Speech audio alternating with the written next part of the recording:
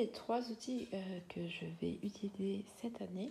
Donc j'ai acheté un nouvel agenda tout prêt, ce petit bloc qui est en fait tout simplement des to-do list et le grand agenda qui sera pour la maison. Allez, je vous les montre de plus près.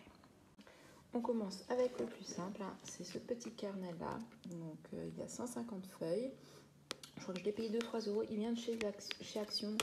Et en fait, vous voyez, vous pouvez choisir votre date et faire une to-do list de 21. Donc celui-ci, je l'aime bien. J'aime bien organiser des to-do list par semaine pour les choses importantes à faire. Et puis il est assez sympa, assez compact, assez facile à transporter aussi dans le sac. J'aime bien l'avoir avec moi pour quand j'ai une idée qui surgit. On va continuer ensuite avec le mini calendrier familial, donc qui vient de chez Marabout. Je crois que si je ne me trompe pas, voilà, je l'ai payé 9,95 €. Donc c'est un petit format, je voulais un petit format. D'habitude j'ai un grand format et je trouve qu'en fait ça prend trop de place et c'est pas très agréable pour mettre d'autres choses, tandis que là en petit c'est assez sympa. Donc pour ceux qui veulent, vous voyez, vous pouvez l'accrocher au frigo. Chez moi il n'est pas au frigo. Voilà, et donc derrière, là, on a un emploi du temps. Alors, moi, je n'utilise pas celui-ci parce que les horaires de Chloé sont un peu spécifiques. Donc là, on voit que septembre, on a du coup quelques idées de fruits et légumes du mois. On a un petit peu de notes et on a, vous voyez, un jour, une petite case pour mettre ce qu'on veut. Ici, ce que j'ai bien aimé, c'est, vous voyez, par mois, on a des petits menus, des petites idées de jeux, d'activités. Mettre les doigts en route, en fait, on a des petits QR codes qui nous permettent d'aller nous rejoindre sur une page. On a octobre et novembre qui apparaît avec les vacances, donc ça c'est assez pratique. Et du coup, vous voyez, tous les mois se passent comme ça. On a l'astuce du mois. Il n'est pas trop coloré, donc c'est bien, il est assez sobre, ça j'aime bien aussi, j'aime pas quand c'est trop coloré. Donc, et il va jusque, voilà, on va aller tout au bout, jusqu'à décembre 2023. Donc vous voyez, il est assez complet au niveau du temps. Ici, vous retrouvez un calendrier 2022-23 en truc. En bas, on a une petite pochette, donc moi ça va me permettre de glisser les stylos de couleur, des petits trombones, et là on a un bloc course, voilà, pour mettre les petites choses. Bon, alors ça c'est pas quelque chose que j'utilise, je m'en servirai plutôt pour laisser un petit mot aux enfants, voilà, je trouve ça plus sympa. Il y a des petites planches d'autocollants avec des animaux, des mères, des gâteaux d'anniversaire pour les anniversaires, télétravail, mettre la table, qui fait quoi, s'occuper des animaux, ranger. Donc moi j'utilise pas trop les autocollants parce que les enfants sont assez grands.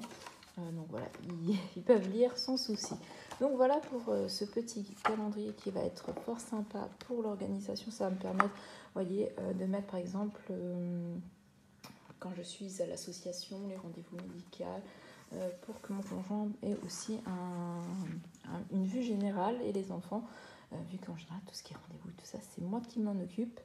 Donc voilà, après on voit aussi quand il y a des dates importantes, journée internationale de la paix, la rentrée scolaire, voilà, donc c'est assez sympa. Notre passage à l'heure d'hiver cette année se passe le 30 octobre. Donc voilà, pour le petit calendrier qui restera à la maison.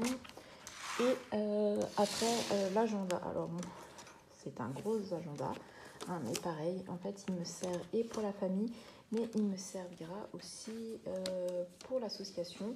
Donc là, ce que j'aime bien, voilà, on a des petits post-it à faire, il y a des listes de courses, il y a des petites to-do list, donc ça, je pourrais me rajouter des petites to-do list dans l'agenda, en plus du grand pour des petites choses essentielles.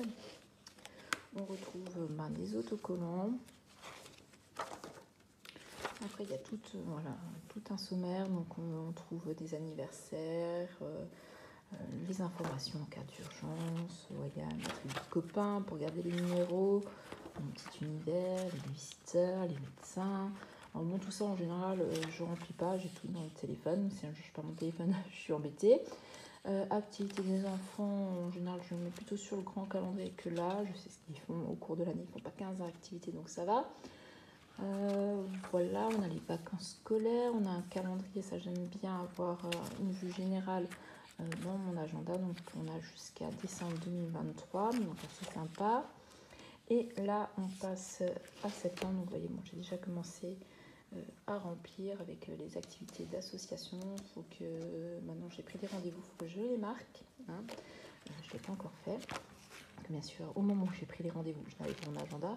Et donc on retrouve par exemple une semaine comme ça, donc j'aime bien y être à la place. On a toujours un petit coin pour mettre des petites notes pour penser. Vu qu'on a les petits autocollants, les post-it, si j'ai une to-do list importante, je peux facilement la coller. On voit toujours le mois complet ici. On a à chaque fois une recette. On a des idées d'activités à faire avec les enfants, une astuce planète. Donc je trouve ça assez sympa d'avoir des petites idées. Voilà, chaque fois, toutes les semaines, là, tu vois, on a une astuce organisation. Là, par contre, on retrouve toujours la recette et le coin enfant. Et ici, par contre, ça change. On a toujours une idée d'activité aussi en décembre. Vous voyez, des petites illustrations aussi au niveau. Là, une autre, ça va être pratique, mission aussi pour décembre. Qui cherche quoi pour les cadeaux à chaque fois. Vous voyez, il est très complet, il est assez espacé, il y a de quoi écrire, mais sans que ce soit non plus trop grand. Et il va bien sûr aussi jusqu'à décembre 2023, donc ce que j'apprécie énormément parce que du coup, je l'ai pour un petit moment. Et après, on a à la fin les identifiants et mots de passe, tableau de répartition des tâches. Alors ça, je vais peut-être l'utiliser cette année pour me rappeler qui a fait quoi et pouvoir essayer de faire participer un petit peu plus mon conjoint et les enfants aux tâches ménagères, ce qui serait pas mal, ce qui me ferait gagner pas mal de temps aussi. Après, on a quoi encore dedans? Donc, vous voyez, il y a pas mal de tableaux de répartition. On a les indispensables pour les vacances de Noël, donc checklist pour avoir l'esprit tranquille. On a les achats à faire, les sorties culturelles. Alors ça, j'aime bien. On peut marquer si on voit des choses. C'est assez sympa. Donc on a pour Noël, on a pour les vacances d'hiver, on a pour les vacances de printemps et pour les vacances d'été. Donc assez sympa. Après, on a pour les animaux, une page voilà, pour les animaux. On a des idées cadeaux, donc ça c'est pas mal aussi, parce que des fois, au cours de l'année, je pense à un truc, je me dis, ah tiens, ça pourrait être pas mal, et bien sûr, au moment où il faut acheter le cadeau, je ne m'en souviens plus, vu que j'ai une mémoire d'un poisson rouge, des envies de sortie, donc ça peut être pas mal aussi pour quand je vois quelque chose qui se passe un petit peu plus loin et que j'ai tendance à oublier, donc ça va me permettre de le noter, invitation à la maison du nom, et puis après on a des pages de notes. Voilà, et puis bon, après vous avez les prix des blocs. Et donc voilà, et donc celui-ci coûtait 14,16 €. Donc voilà pour mes outils de travail.